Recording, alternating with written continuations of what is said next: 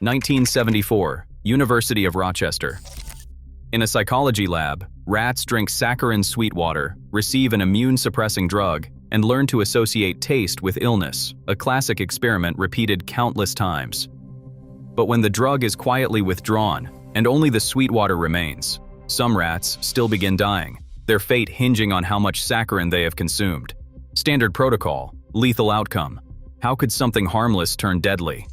The answer would overturn everything science believed about the power of stress.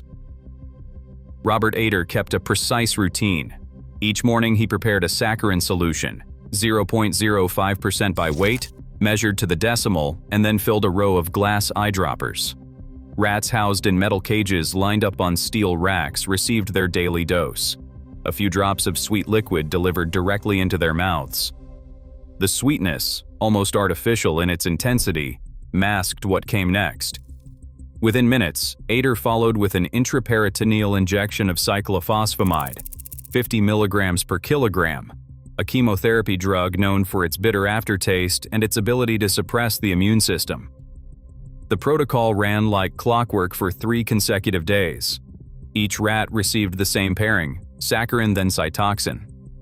The lab was quiet except for the soft click of syringes and the shuffle of cage bedding. Ader logged every detail in his notebook: time of administration, animal weight, solution volume, injection lot numbers. The animals showed the expected signs: a brief pause, a shiver, sometimes a small drop in body weight, but nothing out of the ordinary. On the 4th day, the pattern changed. The rats received only the saccharin solution, no drug, no injection, just the familiar taste. The protocol called for 3 more days of this single stimulus. The controls were strict. Some rats got only the drug, some only the sweet water, some neither. The experiment was designed to measure learned aversion. But beneath the surface, the stage was set for something far stranger than a simple taste preference. The lab, for now, remained a place of order, rows of cages, measured drops, and a scientist following the rules. Within days, something went wrong. Rats that drank only saccharin, with no drug, just the sweet liquid, began to die. The deaths were not random. Ader's notebook from November 1974 records each animal's intake and the exact time of death. The pattern was unmistakable. The more saccharin a rat consumed, the sooner it succumbed. Some died within hours, others lasted a day or two. But the tally on the mortality chart lined up almost perfectly with the volume of harmless sweetener each animal swallowed. Controls that never received Cytoxan survived. But in the conditioned group, mortality followed a grim curve, as if the saccharin itself had become toxic. Ader paused over the data, double-checked his calculations, and wrote a single line in the margin. The effect is strikingly robust. Could stress be the hidden variable? He was a psychologist, not an immunologist, and by his own account, he had no reason to believe the brain could silence the immune system. Yet here was a dose-response relationship, logged in black ink. More saccharin, more deaths. Nothing in the textbooks accounted for this. The animals were not poisoned. They died of infections they should have survived. Their immune defenses switched off by a taste. Years later, Ader would recall the moment with quiet astonishment. As a psychologist, I was unaware that there were no known connections between the brain and the immune system. Therefore, free to make up any story I wanted, I hypothesized that we were also conditioning the immunosuppressive effects of cyclophosphamide. The evidence was undeniable, but the explanation was unthinkable. If a rat's mind could learn to kill its own immune response, then every assumption about the separation of brain and body was suddenly up for debate. The reaction from the scientific community was swift and cold.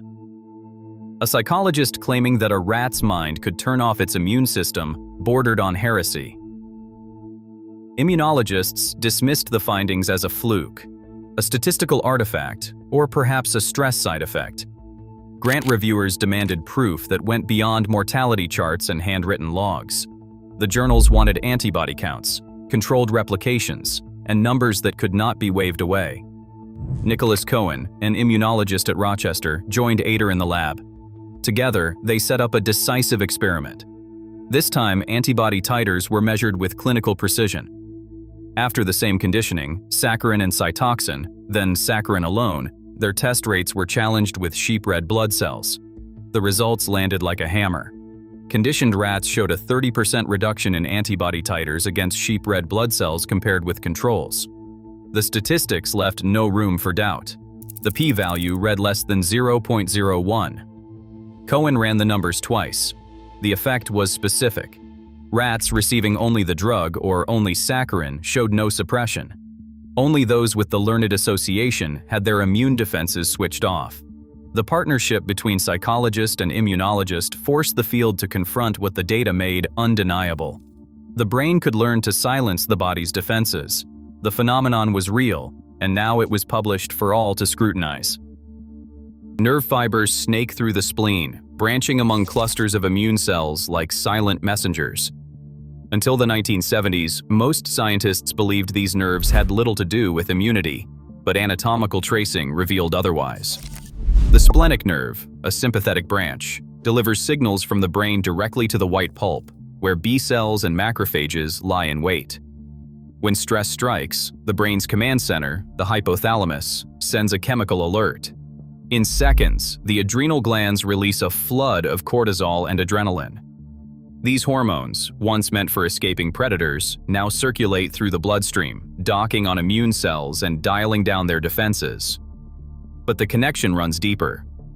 Neuropeptides like substance P and vasoactive intestinal peptide are released from nerve endings, weaving a chemical dialogue between neurons and lymphocytes. Substance P can spark inflammation, while vasoactive intestinal peptide suppresses some immune responses, shifting the body's balance with each signal. In Otter's rats, the saccharin cue worked like a neural shortcut. A taste alone triggered the same hormonal and neuropeptide cascade as the original drug, suppressing antibody production just as Cytoxan had done. The brain, through nerves and hormones, had learned to pull the immune system's emergency brake on command. This neural immune bridge makes the impossible plausible.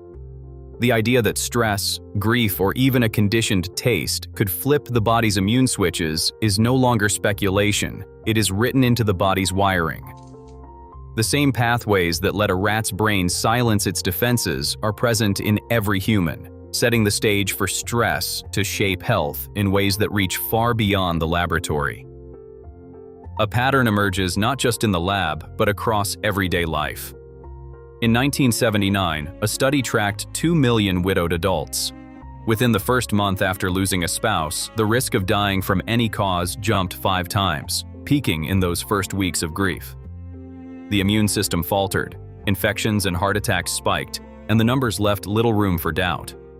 In another study, medical students facing high-stakes exams showed a 15% drop in antibody production after just 1 week of intense stress, their bodies less able to defend against even routine challenges. Family caregivers, tending to relatives with dementia, developed wounds that healed 40% slower than those of non-caregivers, small injuries lingering for days, inflammation smoldering beneath the skin. Loneliness, too, left a biological mark. Adults reporting high social isolation had 12% higher levels of C-reactive protein, a sign of chronic inflammation. Even marriage mattered. In a study of 1,200 cardiac surgery patients, those who were married had a 30% lower rate of post-operative infections and left the hospital a full day sooner than their single peers. Across these studies, stress and social bonds translated into measurable changes in immune strength, shifting the odds of illness and recovery for millions. Claude Maret, a clinician in the early 1980s, faced a patient whose body was at war with itself. The diagnosis was systemic lupus erythematosus, a disease where the immune system turns its weapons inward, attacking joints, skin, and organs. Standard treatment meant regular infusions of cyclophosphamide, a drug that could quiet the immune storm but carried its own dangers, risk of infection, hair loss, even permanent organ damage. For this young woman, the side effects were nearly as punishing as the disease. Maret had followed the rat experiments with growing interest. If a neutral taste could teach a rat's immune system to shut down, could the same principle help a human patient, this time to reduce the need for toxic drugs? With approval from the Hospital Ethics Board, he designed a trial.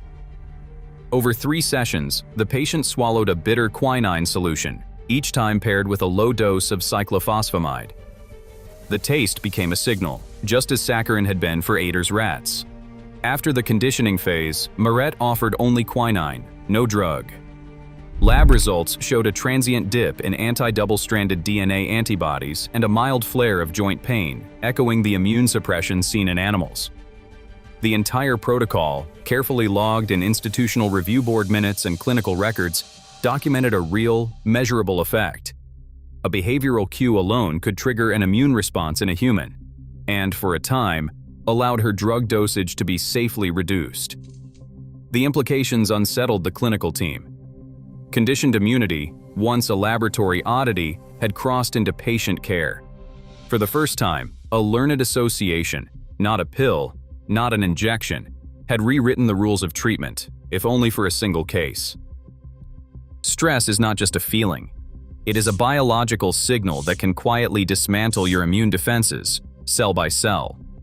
Today, chronic stress predicts everything from slower wound healing to increased mortality. The stakes are no longer theoretical.